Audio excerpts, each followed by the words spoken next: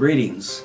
I'm Father Jim Kirby, and on this edition of If I Should Die Before I Wake, I'd like to introduce to you another hero that I've met on my missions to Ukraine.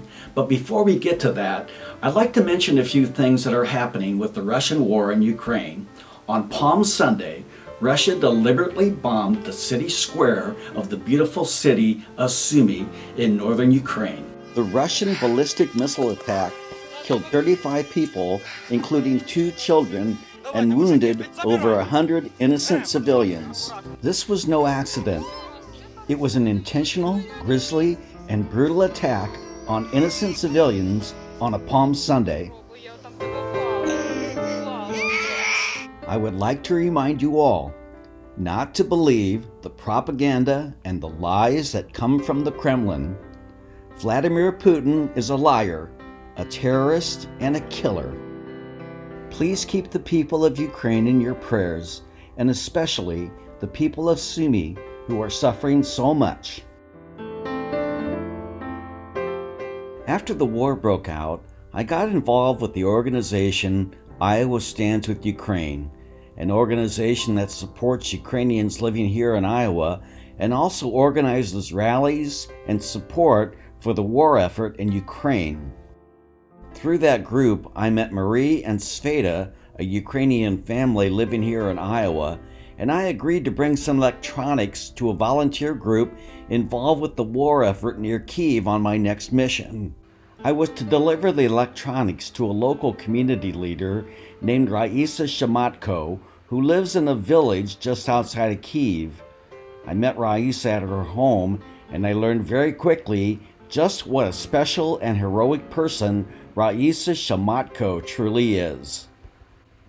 Raisa is an icon in Ukraine, especially amongst the military and the victims of the war.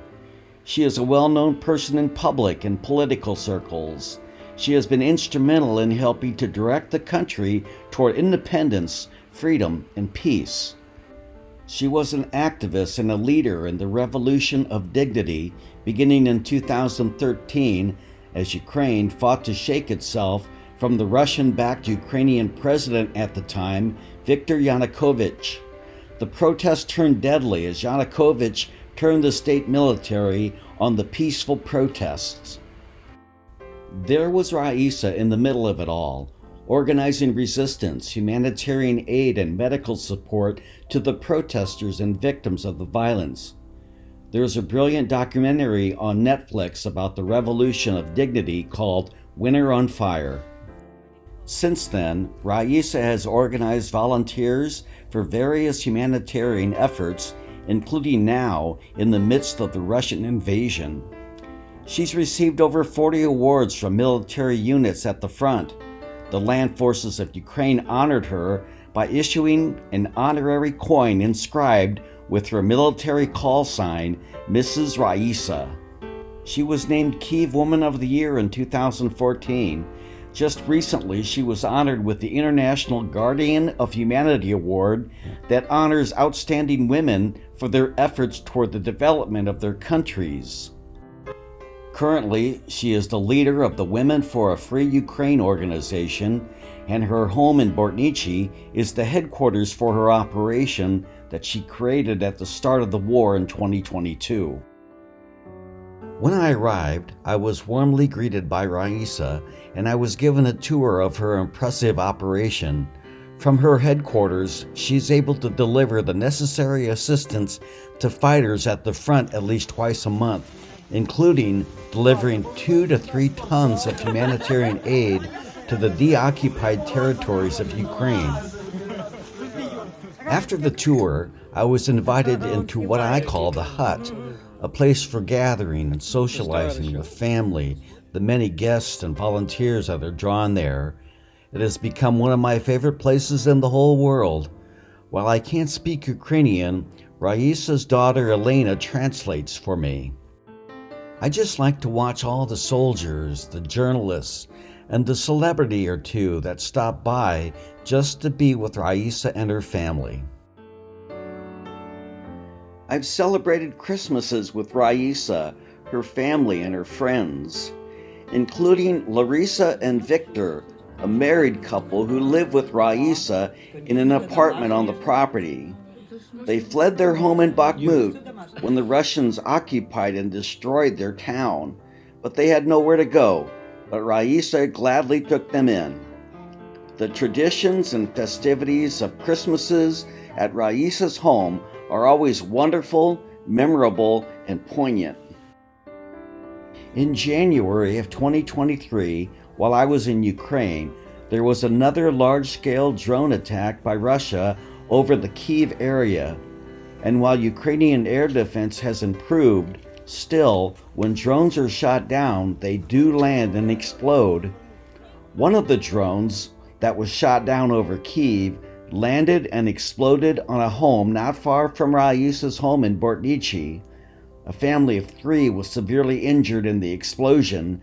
Neighbors and relatives gathered near the site to console and support each other. Raisa's presence was comforting to the family and neighbors, a true leader in the community and instrumental in helping the family and the neighbors to recover. After bombings, people aren't sure who has been affected, injured, or killed. I witnessed a touching reunion between 2 children after the bombing, realizing that they were each okay. Raisa's efforts also extend to the wounded soldiers who are being treated in a hospital in Kyiv. Raisa's presence is truly inspiring and comforting to the soldiers. I met an American soldier who had been severely injured and yet miraculously survived. He couldn't wait to get back to his unit.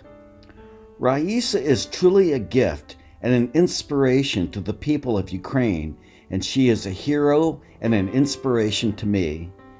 I always look forward to being with Raisa, her family, and the many people who come to be with her. I look forward to supporting her efforts for the heroic defenders of the Ukrainian military and the victims of the war. I hope you have enjoyed this edition of If I Should Die Before I Wake. Once again, I would like to encourage you to help me support Raisa in her heroic work for the brave Ukrainian defenders fighting to protect freedom on the front lines. Next time, we will meet the defenders of the Ukrainian 127th Mechanized Brigade of Kharkiv and how we can continue to support them in their defense of the beautiful city of Kharkiv. If you would like to support my efforts to help Ukraine, either scan the barcode on your screen right now or email me at jkirby1@me.com. Ukraine needs your help now more than ever to defend not just freedom in Ukraine, but freedom for the world. And always remember, Slava Ukraini, Heroam Slava. Glory to Ukraine, glory to the heroes.